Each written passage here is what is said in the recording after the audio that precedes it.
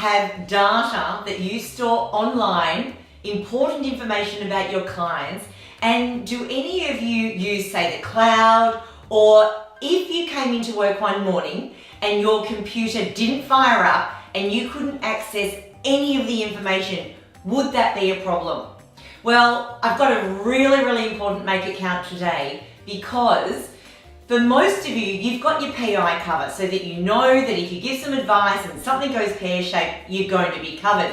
However, what I'm finding through talking to a lot of advisors out there is that they're not covered if something happened in the digital space. Now, this is what I'm calling the whole cyber space. And look, I'll be honest, it kind of eludes me a little bit too. So I've got a very smart person here with me today who does this for a living, and she protects businesses that if something in that cyber world was to come in and stop them from doing business, she's going to make sure they're protected. Bonus for me, it's actually my sister. This is Sally Payne, so welcome Sally. Thank you. So cool to have you here. Thanks for having me. And a couple of years ago, Sally does all my PI cover and all the cover that I need. And she's the one who said to me, listen Kim, given a lot of your data is actually online and in the cloud, you really need to have cyber insurance. Now for me, that didn't mean a lot. I had kind of a cyber policy, but I didn't have cyber insurance. I have for the last 2 years, and I want her to discuss why, potentially as an advisor, you might need cyber insurance too. So firstly, Sal, can you share why is this so important today? Sure. So a lot of businesses are going digital. I mean, when I say a lot, pretty much every business that wants to have a client base that can contact them and understand where their business is coming from, you need to be online, and we understand that. But particularly for financial advisors, again, I'm not in your business, but I do have a financial planner, and I know that they hold a lot of my personal data. That includes my address, my personal details, but most importantly, my bank account, my finances, everything, and that is super sensitive data. So what we're seeing a lot of is, particularly in the corporate insurance space, is how many businesses are being affected by cyber incidents and cyber attacks. Australia is relatively new to this space because we haven't had a Privacy Act law come in place. Regions such as the US and Europe have had Privacy Act issues in place for decades. We've just now had the new Privacy Act notification of breach laws effective as of the 23rd of February. What year is that? 2018. Oh, it's now? All right, so that new. Yes, wow, absolutely. Okay, yeah. And that means that there's more onus and responsibility for business owners and directors and the like to ensure that their clients' data is safe and secure. If they do incur a breach, they are now, by law, responsible to notify the Privacy Act Commissioner that there's been a breach, and then they need to reach out to every single client or customer that they have. Even though it may have been a breach to only a certain percentage of their clientele, the law states that you must notify every single one of your clients that there's been a breach and how you're going to remediate that. So if I've just say been hacked online and it hasn't directly affected any of my clients or my dealings with those clients, you're basically saying that I still have to tell all my clients that I have been hacked. Yes. Is that what you're saying? Absolutely, and by law. Wow. Okay. So, and if you are, yes, and if you are in breach of that and you do not do the right thing, then you are up for some major fines and penalties. Wow. Okay. So, ouch. So it's a huge onus and Yes. new responsibility now for businesses to be more aware of what cyber and digital space that we're in now. Okay, so let me get this right, and obviously now having cyber insurance myself and still understanding very little about it. The other day I was talking to a friend of mine who's a PDM and works with a lot of advisors, and she was saying that one of her advisors did get hacked and they were asking for a ransom. Now a ransom of only a couple of $1,000s. However, this advisor came into work that morning, they could not access any of their information. They called their IT provider and they said, this is now out of our scope. And basically they wanted any of that data back. They had to pay this ransom of a number of $1,000s. Now they're a small business owner and literally they had to pay the money. So is this kind of the thing where cyber insurance would have, I'm assuming there's a lot of conditions attached to that, but it might have helped? Yes, to put it simply, the cyber policy works in two ways. It covers first party costs, which means the costs and exposures to your business. Okay. So that includes, for example, business interruption as a result of not being able to access all of your systems and Yes. accounting software and whatnot. So any business interruption that you incur, and of course any costs to try and rectify the fact that your software or your website or anything has been hacked and you need to reinstate that. Yes. There's also third-party costs, so that is what we were talking about before. So that is your liability to others as a result of a cyber incident. Okay. Now, your professional indemnity policy that you purchase, which would cover you for negligence, errors and omissions basically. So if you provide negligent advice and that Yes. results in a third party suffering a financial loss, your professional indemnity insurance will cover that. Right. If you are a victim of a cyber incident and you don't notify your customers appropriately, or a customer finds out, a client finds out, and they wish to proceed against you, your cyber policy will cover the legal defence costs and any compensation to your third party. So that's when we say third party costs, it's your legal liability to others. That also extends to that Privacy Act law that I've been talking about. If you are in breach of that and you do have a fine or penalty against you, the cyber policy will provide that cover.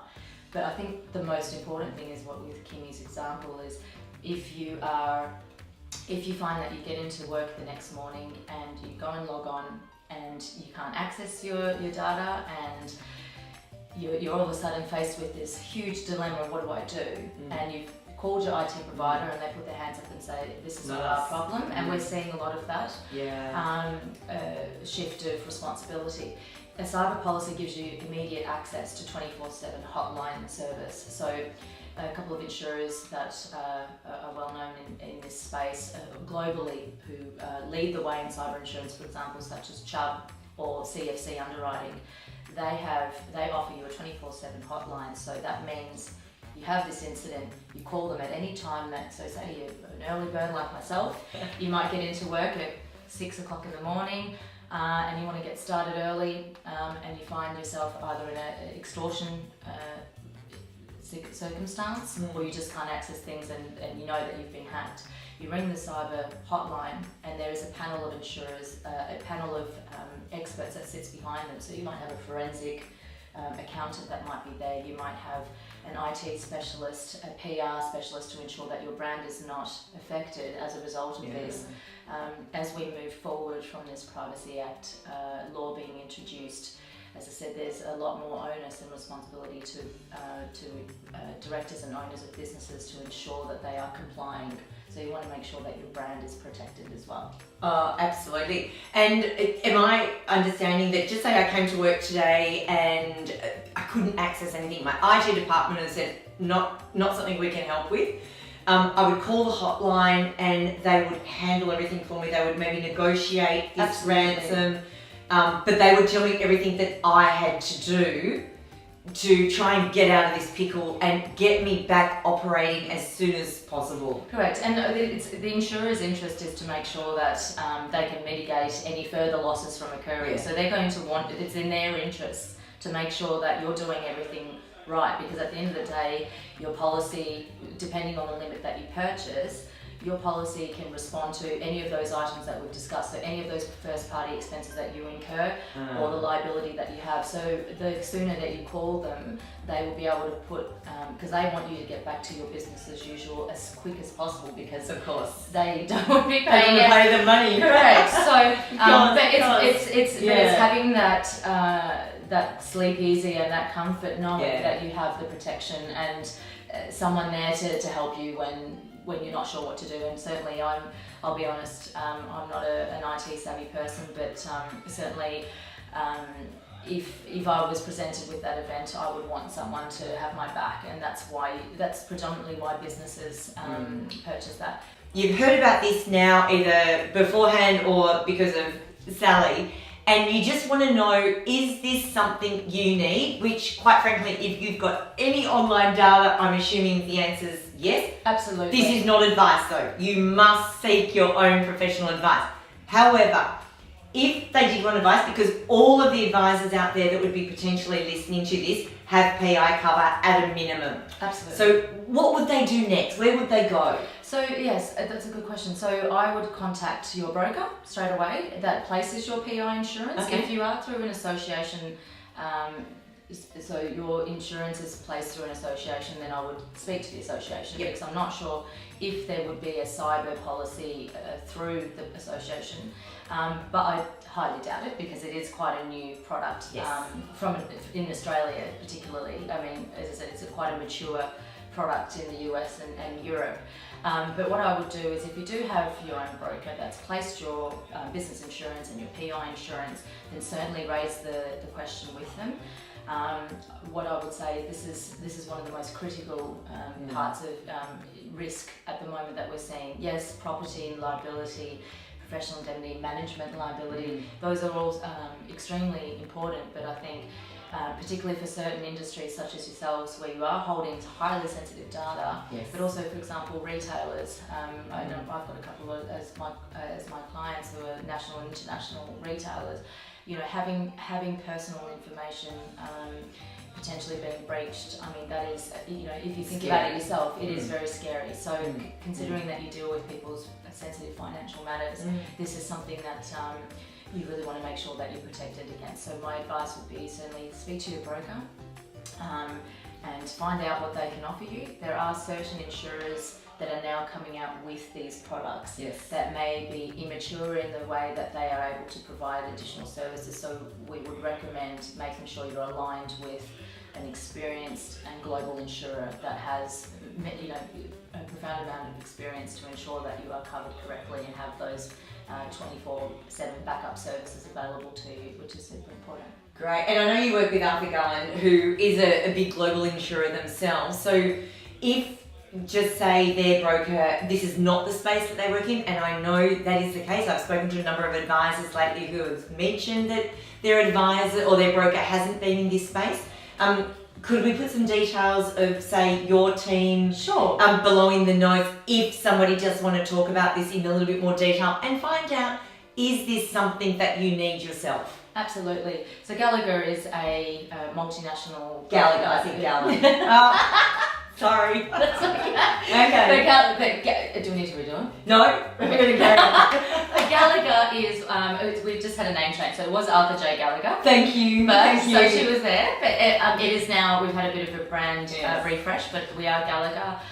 We're one of the top US brokers, where we've got offices all around the world. We're probably the one of the top 3 brokers internationally. Okay. Yeah. So you know your stuff. We know our stuff. Okay. We good. definitely do. Good. And we do have an actual dedicated cyber area specialist and a team behind that that assists. So we're more than happy to provide any assistance if there's any queries that result out of this podcast. Thank you. And I'll put those details below. And I mean, especially, this is now April 2018. And most of you would have heard about all the drama that's just gone on with Facebook and the breach with, data and the data sharing issue. So cyber is now part of our life. And I know personally that my website has been hacked, and it was quite mortifying. I won't share the detail now, just because I'm trying to keep this reasonably brief.